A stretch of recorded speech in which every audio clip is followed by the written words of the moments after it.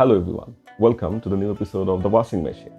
Imagine a man in black suits or leather boots or a very masculine leather jacket. The first smell that comes in your mind is Tom Ford's Ombre Leather. Tom ফোর্ডের ombre leather এই পারফিউমটি design করেছিলেন senior perfumer Sonia Constant এবং 2018 সালের পর থেকে এটার যে ইডিপি ভার্সনটি সেটি ওয়ার্ল্ড ওয়াইড একটি লাক্সারি মাস্কুলিন পারফিউম হিসেবে বিবেচিত হয়ে আসে। এখন টম ফোর্ডের অমব্রে লেদার পারফিউমটি বাংলাদেশ থেকে কিনতে হলে আপনাকে খরচ করতে হবে 19 থেকে 22,000 টাকা পর্যন্ত। তো খুব সহজে যদি আপনি একটা অ্যাফোর্ডেবল রেঞ্জে এটার একটা ইন্সপায়ার্ড অথবা ডুপ ভার্সন কিনতে চান, সেক্ষেত্রে একটি খুবই ভালো অপশন হতে পারে দুবাই বেসড হাউস ব্র্যান্ডের অ্যাম্বার লেদার এই পারফিউমটি।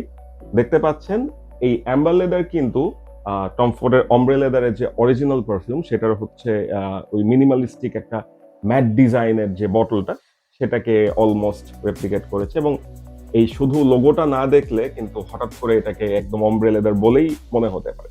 এখন শুধুমাত্র বটল রেপ্লিকেট করলেই হবে না, স্মেলেরও একটা ব্যাপার চলে আসে। তো আপনাদেরকে দেখানোর জন্য আমার কাছে এই মুহূর্তে অমব্রে লেদারের একটা ডিক্যান্ট আছে, সেটা আমি আমার রাইট হ্যান্ডে স্প্রে করছি। আমি অলরেডি ইউজ করে দেখেছি, বাট আবার যদি স্প্রে করি, দুটো স্প্রে করলাম এবং বাম হাতে আমি স্প্রে করব হচ্ছে এই অ্যাম্বার লেদার।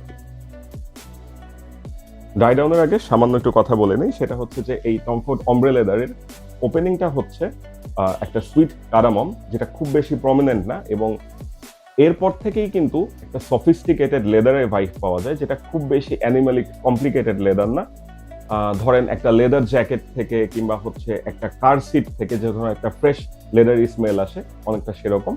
এবং তার সাথে সবচেয়ে সুন্দর যে ব্যাপারটা, যে এই লেদারের সাথে মিশে থাকে হচ্ছে একটা হোয়াইট ফ্লোরাল নোট, জেসমিনের খুব ব্যালেন্সড একটা স্মেল, যেটা খুব বেশি সুইট না, আবার খুব বেশি ওভার পাওয়ারিংও না। লেদারের সাথে মিশে একটা চমৎকার সুন্দর অ্যারোমা ক্রিয়েট করে এবং এটা ড্রাই ডাউনের পরে আলটিমেটলি একটা অ্যাম্বার এবং পাচোলি বেসড অ্যারোমা ক্রিয়েট করে, যেটা হচ্ছে অনেকক্ষণ পর্যন্ত লাস্টিং করে যায়। অমব্রে লেদারের পারফরমেন্স বেশ ভালো, এটার প্রজেকশনাল লঞ্জিভিটি নিয়ে আসলে কথা বলার কিছু নেই। অ্যাম্বার লেদার আমি ইউজ করে যেই আমার পার্সোনাল এক্সপিরিয়েন্সটা হয়েছে, সেটা হচ্ছে যে আমার হাতে যে বটলটা এসেছে এটা হচ্ছে সোল অফ ইনসেন্স থেকে নেওয়া। এইটার ব্যাচ হচ্ছে প্রোডাকশন নভেম্বর 2025। আপনারা সবাই জানেন যে অ্যারাবিয়ান পারফিউম কিন্তু প্রোডাকশনের পরে কিছুদিন একটু ম্যাক্সিরেশন কিংবা ম্যাচুরেশন করে নিতে হয়। তো আই গেস আমি এখান থেকে প্রজেকশন পেয়েছি almost 1.5 hour, and longevity wise আমার কাপড়ে এটা থাকছে হচ্ছে 5 থেকে 6 ঘন্টা। তো আই গেস এটা যদি 1 থেকে 1.5 মাস একটু ম্যাচারেশন করা হয়, এটার পারফরমেন্স আরও বাড়বে। এবং স্মেল ওয়াইজ আমি কিছুক্ষণ আগে আমার রাইট হ্যান্ডে এই টম ফোর্ডের অমব্রে লেদার একটা ডিক্যান্ট স্প্রে করেছিলাম।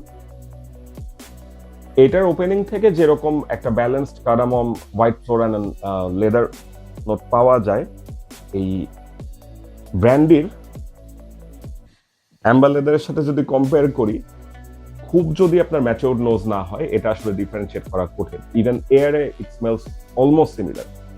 এবং ব্র্যান্ডির ক্ষেত্রে একটা মজার ব্যাপার হচ্ছে এটার অয়েল কনসেন্ট্রেশন যদি দেখেন, আমি জাস্ট কিছুক্ষণ আগে দুটাই স্প্রে করেছিলাম, হোপফুলি এখানে দেখা যাচ্ছে যে আমার হাতটা কিন্তু এখনো ওই যে অয়েল কনসেন্ট্রেশনটা দেখে।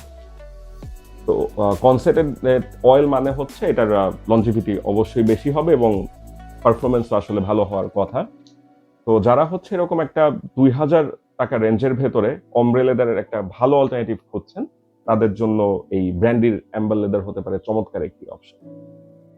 আবারও দেখা হবে নতুন কোনো একটি সুগন্ধির গল্প নিয়ে। ধন্যবাদ।